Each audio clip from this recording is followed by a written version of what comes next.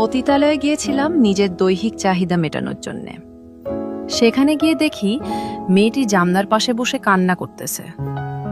জিজ্ঞেস করলাম, কি ব্যাপার, তুমি কান্না করতেছো কেন? এমনি কান্না করতেছি। আচ্ছা ওয়েট করুন, আমি পোশাক খুলতেছি। কেন জানি মেয়েটার প্রতি আমার একটু মহব্বত হলো। আবার জিজ্ঞেস করলাম, প্লিজ বলুন আপনার কি হয়েছে?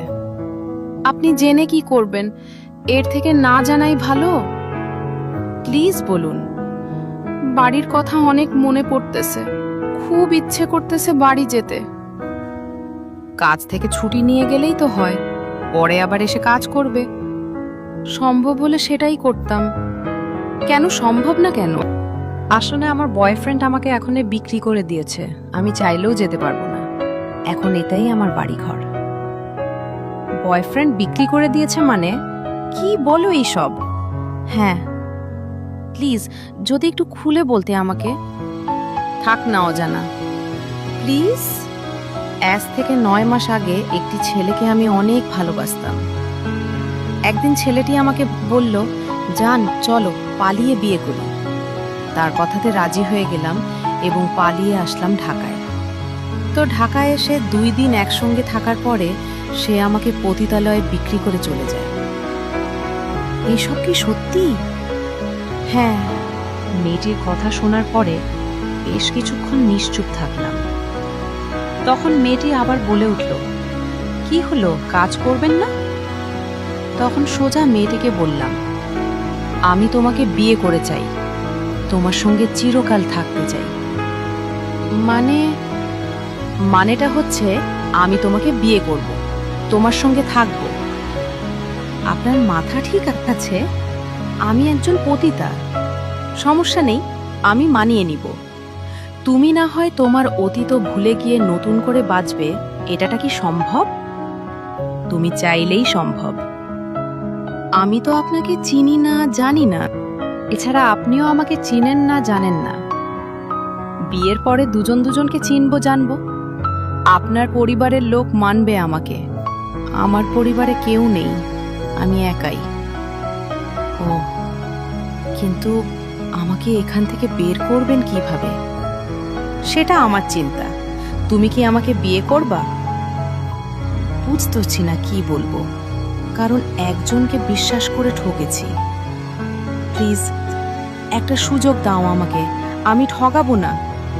কিন্তু আপনি আমাকে বিয়ে করতে চাচ্ছেন কেন, সেটা আগে বলুন।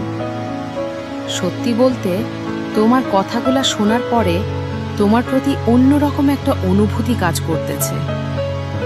মনে হয় এটা ভালোবাসা। 2 মিনিটের পরিচয়ে ভালোবেসে ফেললে। মনে হচ্ছে এটা আবেগ। আবেগ না, 2 মিনিটের কথায় না 1 সেকেন্ডের দেখাতেও ভালোবাসা যায়। হ্যাঁ, যায়। শোনো, আমি তোমাকে এখান থেকে বের করার ব্যবস্থা করতেছি। আজকেই আমি তোমাকে বিয়ে করতে চাই। ঠিক আছে। কত কথা বললাম, অথচ কেউ কারো নামেই জানলাম না। আমার নাম হাসিব, তোমার? আমার নাম আয়েশা। ঠিক আছে আয়েশা, আমি আসতেছি সবকিছুর একটা ব্যবস্থা করে। এরপরে হাসিব পতিতালয়ের লোকদের সঙ্গে কথা বলে 4 লক্ষ টাকার বিনিময়ে আশেয়াকে ওখান থেকে বের করে নিয়ে আসে। আয়েশাকে বের করার পরে হাসিব সোজা কাজী অফিসে নিয়ে গিয়ে বিয়ে করে। আজ বিয়ের 10 বছর পরে আয়েশা একটি সাক্ষাৎকারে বলে, জানেন, আমার স্বামীর সঙ্গে এই 10 বছরে তুই কথা হয়নি। আমি রাগ বা অভিমান করলে সে আমার রাগ ভাঙায়, আমি ভুল করলে আমার ভুল বুঝিয়ে দেয়। সে আমাকে কখনো আমার অতীত নিয়ে খোঁটা দেয়নি। জানেন, এই পৃথিবীতে যদি বতর্মান কোনো সুখী নারী থেকে থাকে, তাহলে সেটা হব আমি। সত্যি, পুরুষ তার শখের নারীকে অসম্ভব ভালোবাসে। সেটা আমার স্বামী হাসিবকে দেখেই বুঝতেছি। সবাই দোয়া করবেন, আমি যেন এইভাবে চিরকাল সুখে থাকতে পারি আমি স্বামীর সঙ্গে। সত্যি, কার কপালে কখন সুখ আসে বোঝা বড় দায়। আর ভালো লাগা, ভালোবাসা মন থেকেই হয়। এমন সুন্দর সুন্দর গল্প পড়তে চাইলে অবশ্যই ফলো করুন